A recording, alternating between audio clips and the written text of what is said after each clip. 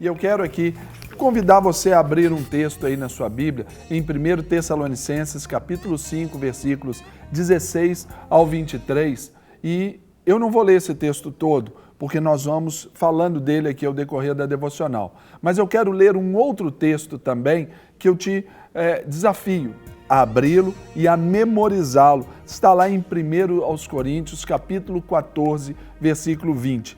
O apóstolo Paulo escreve: Irmãos, não sejais meninos no entendimento, sejam como meninos na malícia e adultos no entendimento. Ou seja, é tempo para a gente crescer, amadurecer. Aquilo que a palavra nos desenvolve, ou desenvolve em nós, é esse amadurecimento e que normalmente ele vem de dentro para fora.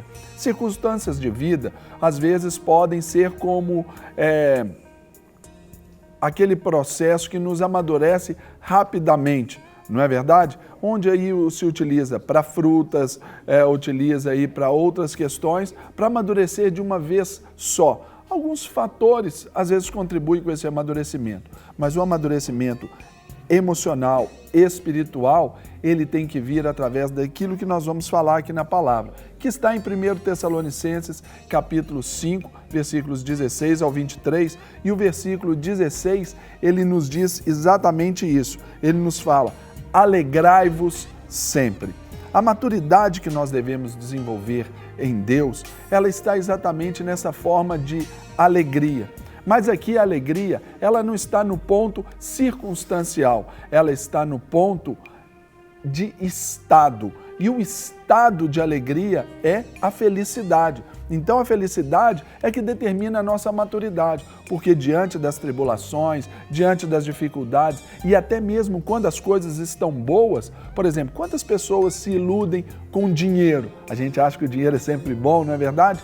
Mas se iludem e aquilo ali pode ser uma coisa boa, mas se tornar muito ruim, porque no desequilíbrio ela vai fazer muito mal. Mas a felicidade, certamente, ela que vai nos conduzir a esse tempo. E aqui, quando o apóstolo Paulo diz, alegrai-vos sempre, ele está nos fazendo um convite para a presença e o poder de Deus para nos sustentar nos bons e nos maus momentos de vida e que possamos experimentar a sua paz, é saber lidar diante das situações. No verso 17 diz, orai sem cessar, ou seja, é uma vida, é um estilo de vida onde todas as coisas, das pequenas às grandes, nós dependemos de Deus. É você orar, talvez, pelo alimento. É aquela hora que você senta ali à mesa, você agradece, talvez, pelo lanche da tarde, um pão com manteiga e um copinho com café. Talvez você vai agradecer por um belo jantar, talvez um rodízio de carnes, um rodízio de massas. Isso pode ser sensacional. Caviar, lagostas.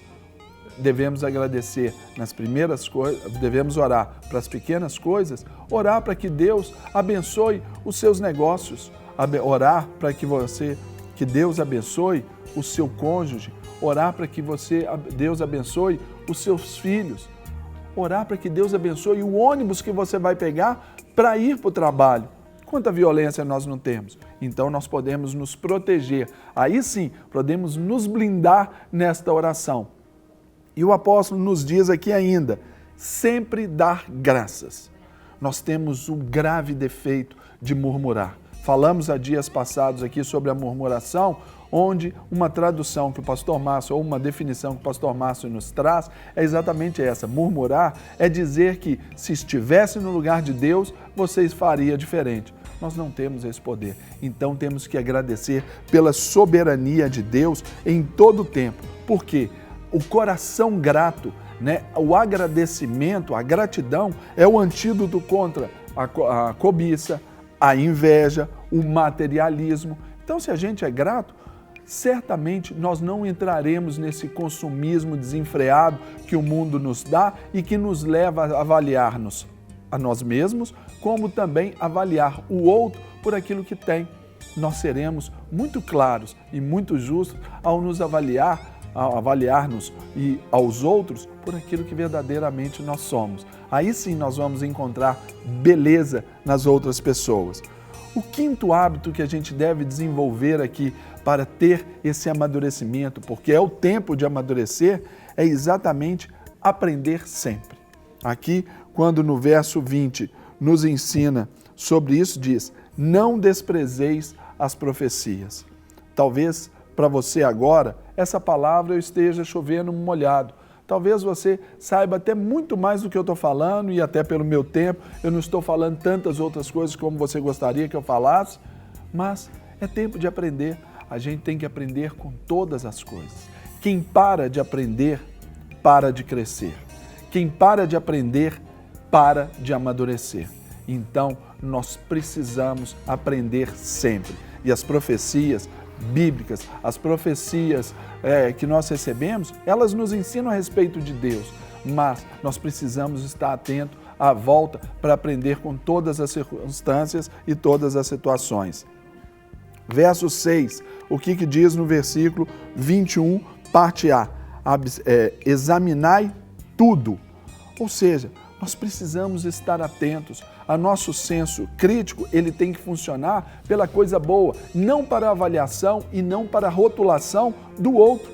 Quando falamos de profecia, a Bíblia nos ensina para a gente julgar as profecias e não os profetas. Nós normalmente invertemos isso.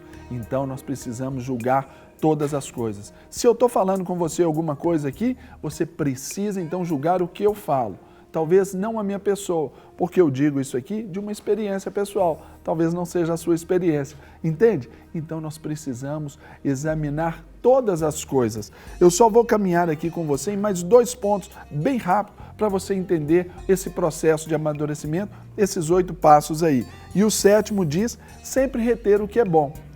Em todas as coisas, você vai ver num jornal, num telejornal, cenas de morte, mas você pode tirar ali coisas boas para te prevenir daquela ação. Agora, você também precisa saber se notícias, se conversas, se palavras são boas para você. Então você pode estar retendo aquilo que é bom para a sua vida. E o 8º hábito que a gente deve desenvolver aí para esse amadurecimento é sempre abster-se do mal. Aqui fala do mal, mas eu quero também incluir o que o texto bíblico nos diz, que é de toda a forma de mal. Às vezes não é o mal propriamente, então talvez é uma ação sua, talvez é um comportamento que possa sugerir para alguém uma forma de mal, não faça. Então você amadurece assim, quando você entende que o seu testemunho é o poder que você tem para levar outras pessoas a Cristo. Uma pessoa vem para Cristo através do testemunho de uma outra. Uma pessoa se afasta da presença do Senhor normalmente por causa do testemunho de uma outra. Então, se nós nos abstermos de toda forma de mal, naturalmente nós vamos conquistar pessoas. Então, são estes 8 hábitos aí que você deve observar na sua Bíblia, esses verbos aí que eu listei, para que isso seja imperativos para você crescer e amadurecer. Certamente, crescer e aparecer diante de Deus.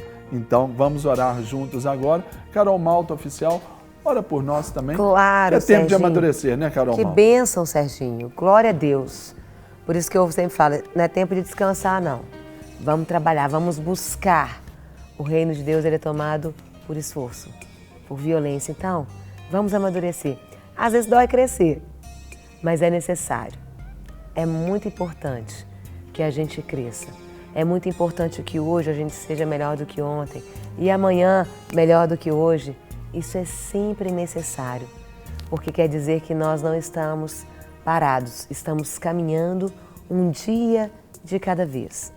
A Bíblia nos ensina a caminhar, viver um dia de cada vez.